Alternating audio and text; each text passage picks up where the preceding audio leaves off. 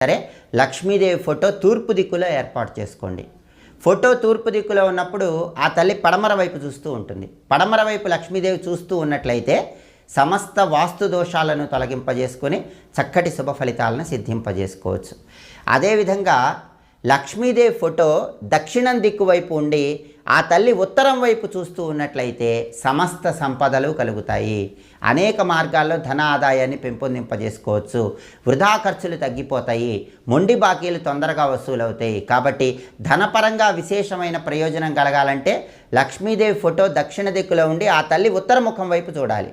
ఉత్తర దిక్కు కుబేర స్థానం కాబట్టి ఆ తల్లి ధనప్రాప్తిని కలిగింపజేస్తుంది.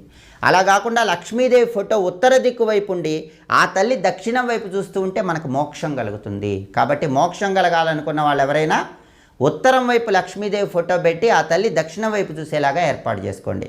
అప్పుడు తప్పకుండా మోక్ష ప్రాప్తిని